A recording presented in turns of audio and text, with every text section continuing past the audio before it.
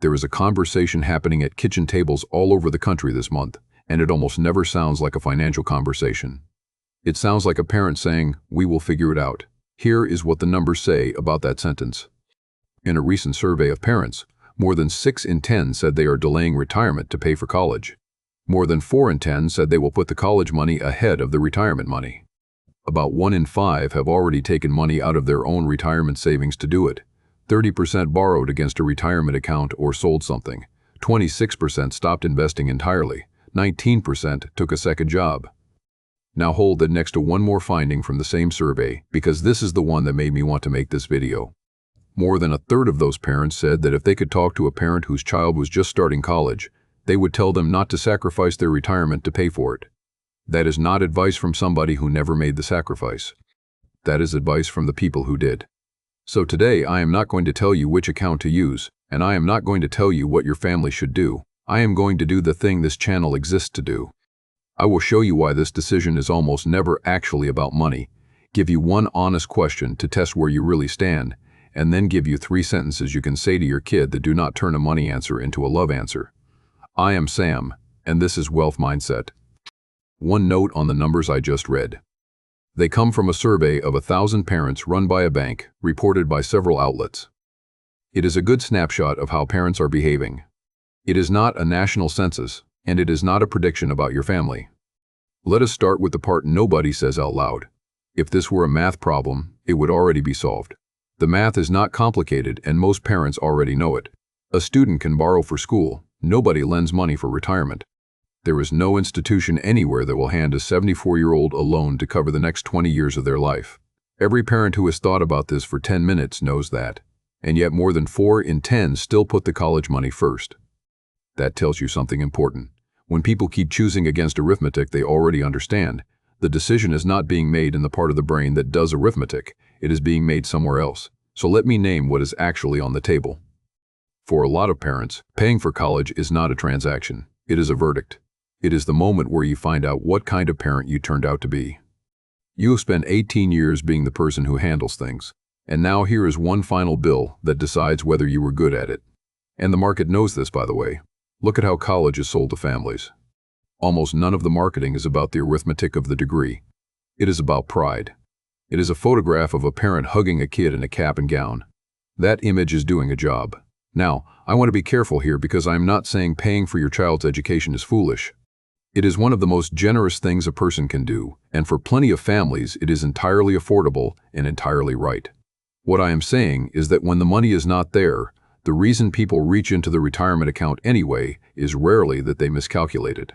It is that saying no feels like failing at being a parent, and that feeling is more expensive than any tuition bill. So here is the honest question I promised. One question, and you have to answer it privately, because the answer only works if nobody is watching. Ask yourself this: if your child could get exactly the same education, at the same school, with the same outcome, but nobody would ever know that you paid for it, would you still be as determined to pay? Sit with that. If the answer is yes, absolutely, then this is genuinely about your child's future, and the conversation from here is a practical one about how much and from where. If the answer makes you hesitate even slightly, then some of what you are buying is not tuition. It is the relief of not having to say a hard sentence to somebody you love. And that thing you are buying does not cost $30,000, it costs your 70s. I want to be very clear that I am not judging anyone who hesitated. I would have hesitated. The point of the question is not to catch you being selfish. It is to separate two things that feel identical from the inside and are completely different in consequence. Because here is what nobody puts in the brochure.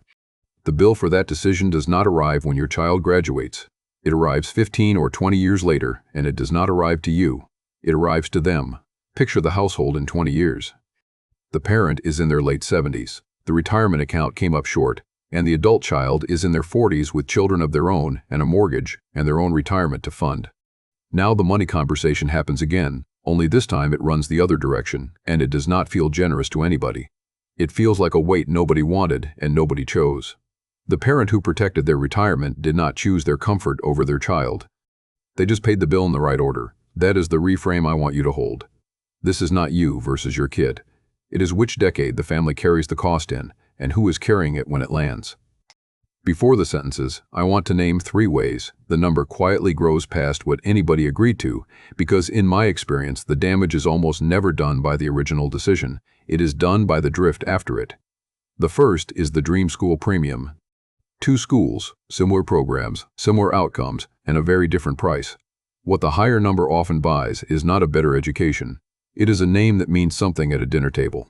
I am not saying that never matters. I am saying it should be priced honestly, as a preference the family is choosing to pay for, rather than smuggled in as a necessity. The second is the year 1 illusion. Families run the numbers for the first year, find a way to make it work, and treat that as having solved the problem. But it is not 1 bill, it is 4, and the later ones land in years when you are older, when your earning window is shorter, and when catching up is harder. If a plan only survives if nothing else goes wrong for 4 consecutive years, it is not a plan. It is a hope with a payment schedule. The third is the younger sibling. Whatever you do for the first child sets an expectation, spoken or not, for the ones behind them. A family that stretches to the limit for the oldest has, without ever discussing it, made a promise it may not be able to keep twice. If you have more than 1 child, run the decision as a total, not as 1 child at a time. None of those 3 are money mistakes. They are all decisions made emotionally and then justified numerically afterward, which is the same pattern we have been talking about the whole video. Now let me give you the 3 sentences, because I think the reason a lot of parents avoid this conversation is that they do not have language for it that does not sound like a rejection. Sentence 1, and this one goes first, always. Tell them what you can do, not what you cannot. There is a big difference between saying, we cannot afford that school, and saying, here is exactly what we can put toward this every year. The first sentence sounds like a door closing on your child. The second sentence hands them a real number they can plan around, and it treats them like an adult who can work with information. Sentence 2, say the reason out loud and say it in terms of them. Something like, I am protecting my retirement because the worst outcome for this family is me needing you to support me later. Almost no young person has ever considered that scenario. When they hear it framed that way, it stops sounding like their parent choosing money over them and starts sounding like their parent doing long-term planning that includes them. Sentence 3, and this is the one that changes the temperature of the whole conversation. Invite them into the problem instead of handing them a verdict. Ask them, what do you think we should do with this gap? Then be quiet and let them think. I have watched a lot of families do this, and what happens next surprises people. Kids are much more resourceful than we give them credit for when they are treated as participants. They find the cheaper first 2 years. They find the scholarship nobody had looked for. They take the job. And here is the part that matters most for the long run. They stop experiencing money as something that appears silently from their parents and start experiencing it as something a family decides together. That is a lesson worth more than the tuition difference. There is one more thing that happens in these conversations that I want to prepare you for, because it catches good parents off guard. Sometimes the child says yes too quickly. You explain the number, you say the honest sentence about not wanting to be their burden later, and instead of pushing back, they say, that is fine, I will just take the loans, do not worry about it. And you feel relieved for about a day, and then you feel worse than before, because now you are the parent who let their kid take on debt. Here is what I would say to that. A young adult choosing to carry a manageable loan for a degree they want is not a family failure. It is what borrowing is for. The thing to watch is not whether they borrow. It is whether they understand what they are agreeing to, in monthly payment terms, in their first job, in the actual town they will be living in. That is a 20-minute conversation, and having it is the single most useful thing you can do for them in this entire process. And if you have taught them how to look at a number honestly before they sign it, you have given them something that tuition itself does not teach. One more thing before I let you go. If you have already made this sacrifice, and you are watching this thinking it is too late, I want to talk to you specifically for a second. You did not do a stupid thing. You did a loving thing under pressure, with a deadline, without anybody laying out the trade honestly. That is different from being reckless, and nothing about your past choice tells you what to do next. The question of whether to keep paying, or to pause the paying, or to change what you contribute next year is a fresh question with today's information. A lot of families quietly renegotiate this between year 1 and year 2 of college, and the ones who do it early do it much more calmly than the ones who wait until something breaks. If you have younger children still at home, that renegotiation is not just for this year.